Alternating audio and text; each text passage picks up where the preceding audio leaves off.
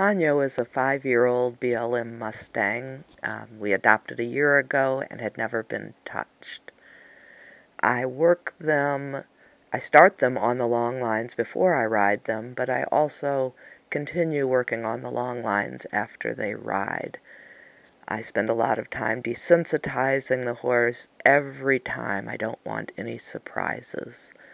Long lines have a lot of leverage, and my goal when working her in the long lines, when I do pick them up, is to have only the weight of the lines in my hands.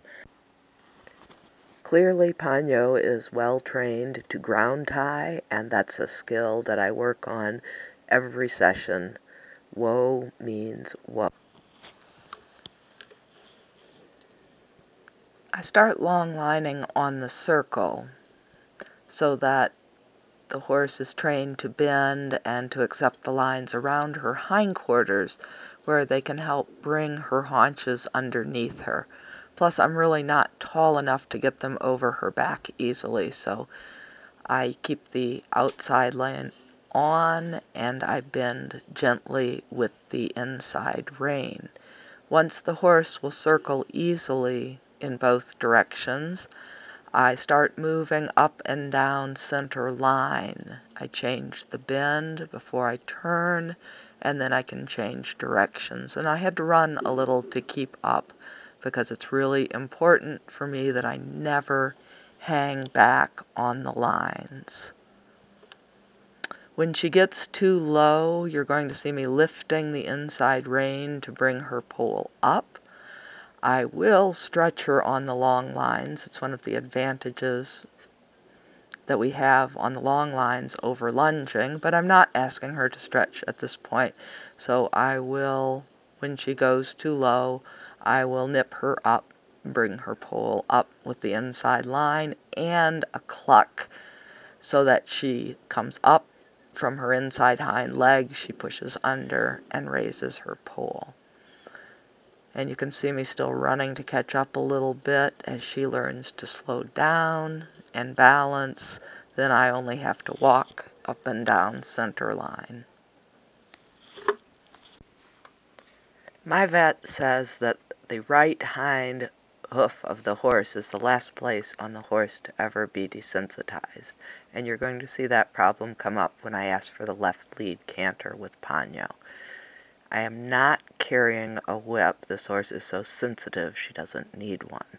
I ask for the canter with a hand signal. She strikes off on the correct lead, but I used the outside line to touch her outside hip, and that made her kick out. So with a young horse, no punishment, just come back to trot, ask for the canter to part again. We get the correct lead, carry the canter for a circle or so, and then as a reward, back down to walk. After each exercise, we try to return to relaxation, walking on a long rein to make sure the horse doesn't have any added tension. For the right lead canter, this is her easier side. Like most horses, she has an easier side.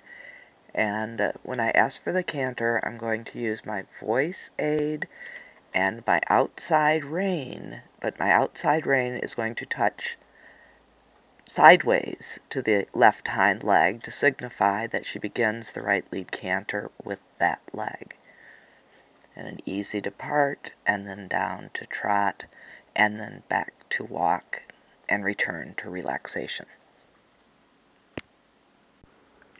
As we begin a new and more difficult exercise, the leg yield along the wall, we start in walk, just asking her to form a 30 to 45 degree angle with the wall. Problems come up, right there is one, when I ask her to halt and turn on the forehand. And now she's counterbending right. She's on 4 tracks here, getting a little too much angle, but really good effort.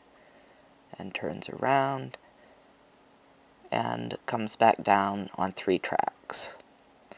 When she halts, she backs off the contact, and when I asked her to do the turn on the forehand, she did not cross over with her hind leg. So I will address those problems in hand. Normally I would begin work in hand at the beginning of the session before I worked the horse in the lines, but it was cold and she was fresh.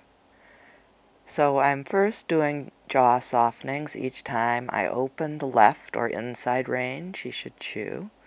I do that 3 times.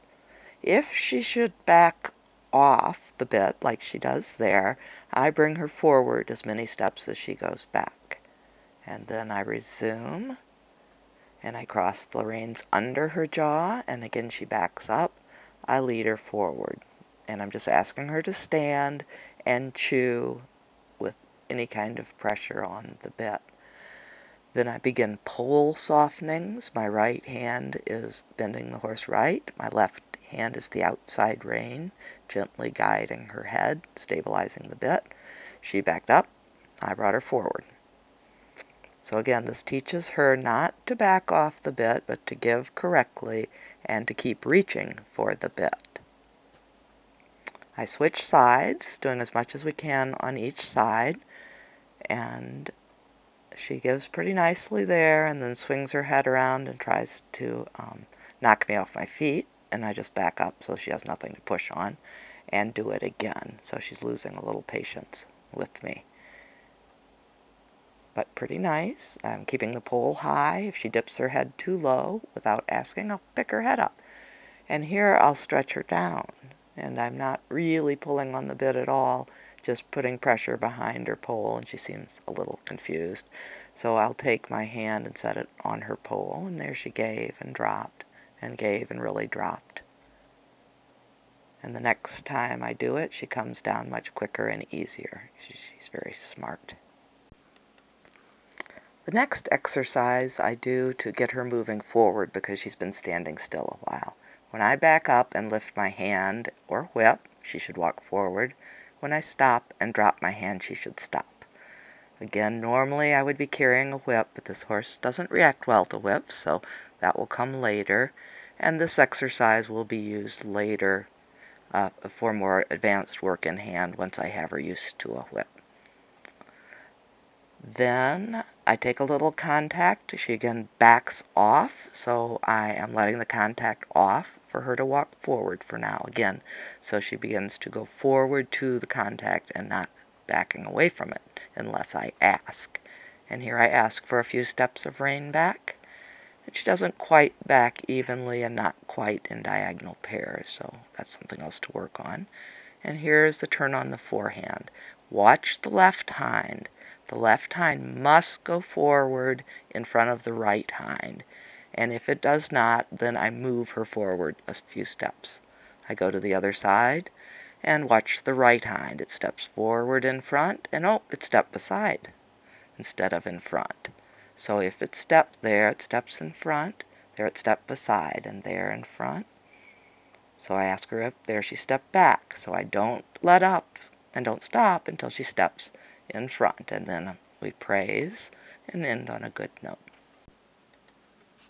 Ponyo is a sweet little mare whose adjustment to coming in from the wild has given us a lot of challenges. She's kind and willing, but she's strong-willed, frightened at times, and was born with an opinion.